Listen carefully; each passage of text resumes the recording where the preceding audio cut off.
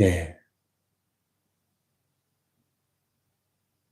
6월절이 다가오고 있었고, 그래서 예수님께서 세상에서의 마지막 6월절 절기를 지키기 위해서 예루살렘에 올라오시면서 나귀새끼를 타고 입성하시는 그 장면을 어제 우리가 살펴보았고, 많은 무리들이 왕으로 오시는 예수님을 호산나 찬송하며 환호했습니다. 근데 정작 예수님의 마음은 어떠하셨을까요? 이스라엘 왕으로 오시는 예수님을 향해서 종려나무 가지를 흔들면서 환호하는 그 무리들을 보시면서 예수님의 심정은 어땠을까? 이제 며칠 후면 온 인류의 죄와 저주를 짊어지고 십자가에 죽으셔야 될 예수님의 심정, 그 예수님의 심정이 오늘 본문에 잘 드러나 있습니다. 명절을 맞이해서 예배하러 올라온 사람들 가운데 헬라인 몇이 있었다. 이방인들 가운데도 이방인의 뜰이 성전 맨 외곽에 넓은 광장으로 하나님께 예배하기 원하는 사람들이 와서 자유롭게 예배할 수 있는 이방인의 뜰이 있었죠.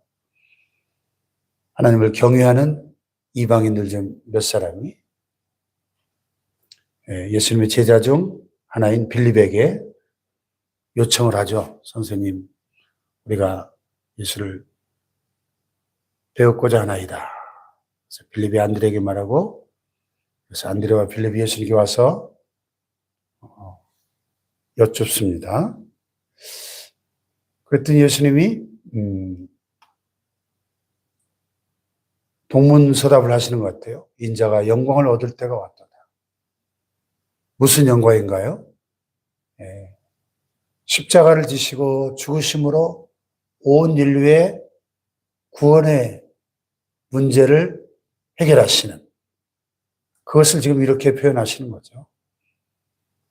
십자가는 저주의 상징이고 가장 비참한 죽음인 것 같은데, 역설적으로 주님은 인자가 영광을 얻을 때가 왔다고 그렇게 표현하고 계십니다.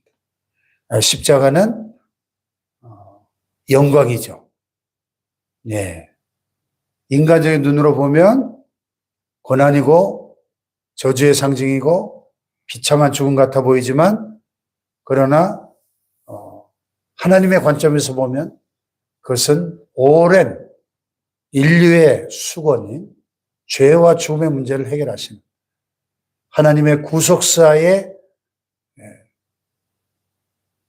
완성을 향한 방점을 찍는 영광이죠. 그래서 이렇게 말씀하신 겁니다. 그러면서 24절에 그 유명한 하늘의 밀알의 말씀을 하셔요. 내가 진실로 진실로 너에게 이르노니 하늘의 밀이 땅에 떨어져 죽지 아니하면 하늘 그대로 있고 죽으면 많은 열매를 맺느니라. 예. 너무 유명한 말씀이고 우리가 평소에 암송하는 말씀이죠. 하늘의 밀알. 그것이 그냥 그대로 있으면 아무것도 할 수가 없죠.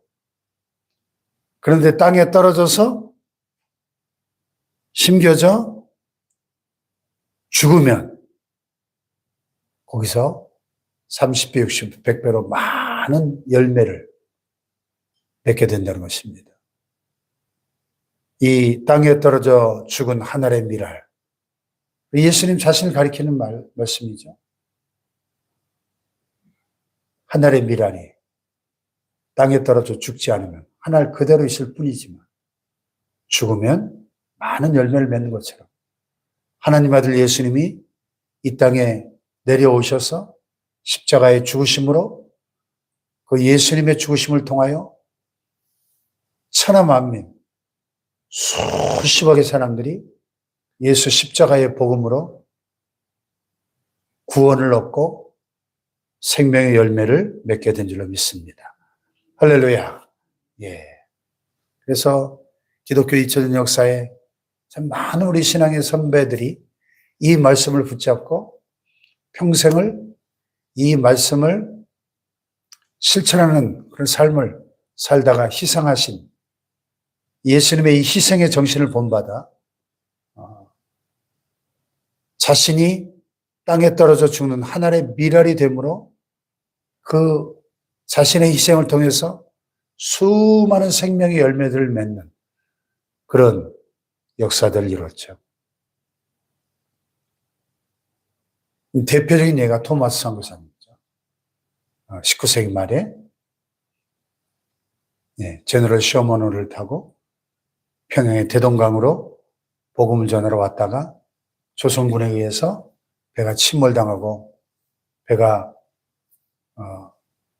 불살라지고 또 토마스 선교사님은 관군의 칼에 맞아 죽어가면서 품에 있던 성경책을 관군에게 넘겨주었는데 그 관군이 그 성경책을 가져다가 종이가 귀하던 시절이니까 자기 방에 뜯어가지고 도배지로 발랐었는데 그 사람이 한국교회 최초의 그리스도인이 된 줄로 믿습니다.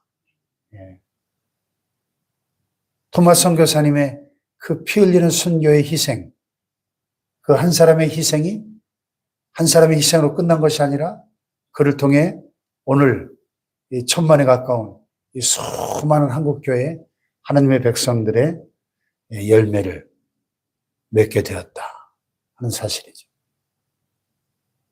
오늘 저와 여러분이 우리의 삶의 그 현장에서 내가 처한 그 자리, 우리 가정에서, 우리 교회에서, 또 이 나라와 민족을 위해서 땅에 떨어져 죽는 하늘의 미랄이 된다면 나 한 사람의 희생을 통해서 많은 열매를 맺게 될 줄로 믿습니다. 그러면서 25절에 또 굉장히 역설적인 말씀을 하시죠. 자기의 생명을 사랑하는 자는 잃어버릴 것이요 이 세상에서 자기의 생명을 미워하는 자는 영생하도록 보존하리라. 이런 걸 우리가 역설이라고 그러죠. 역설. 통영 앞바다에 있는 이순신 공원에 가면 이순신 장군 동상이 크게 서 있고 한산 대첩을 기념하는 그 동상 밑에 이순신 장군의 그 친필 그 슬로건이 새겨져 있습니다. 필생즉사, 필사즉생. 25절 말씀하고 비슷한 뜻이죠. 필생즉사. 살고자 하는 자는 죽을 것이요. 죽고자 하는 자는 살 것이다.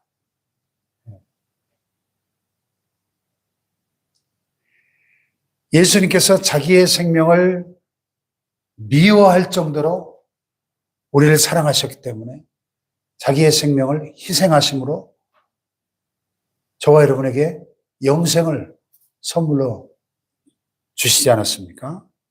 자기의 생명을 사랑하는 자는 잃어버릴 것이다.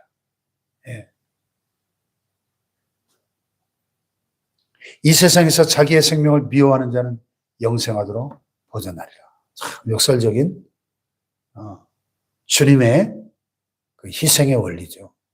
우리 주님이 십자가에 희생하심으로 오히려 수많은 영생의 열매들이 맺혀지게 되었다는 사실을 말씀하고 계십니다.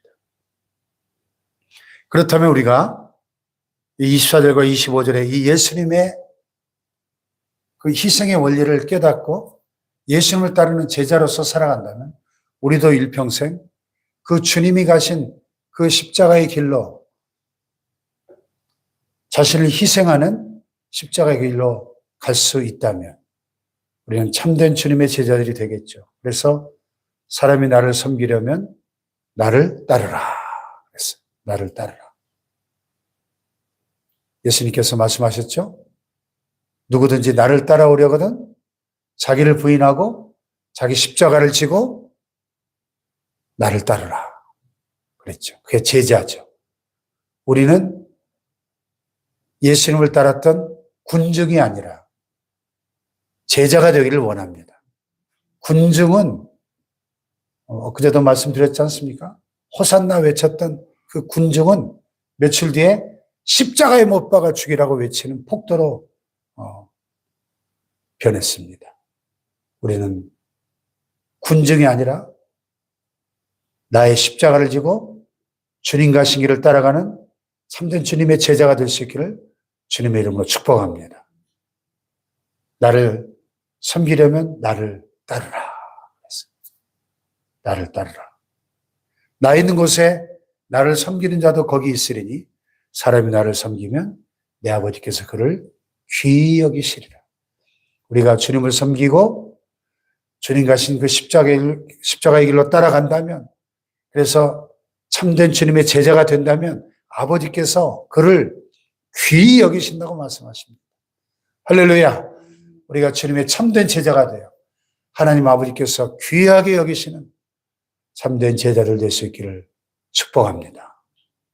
예수님은 이 삶의 목적을 분명히 가지고 사셨어요. 27절에 보면 지금 내 마음이 괴로우니 무슨 말을 하리요? 아버지여 나를 구원하여 이때를 면하게 하여 주옵소서. 그러나 내가 이를 위하여 이때에 왔나이다. 지금 십자가를 앞에 놓고 예수님 마음이 참 괴로우셨다는 거예요. 너무너무 무거우셨다는 거죠. 그래서 아버지여 나를 구원하여 이때를 면하게 해 주옵소서.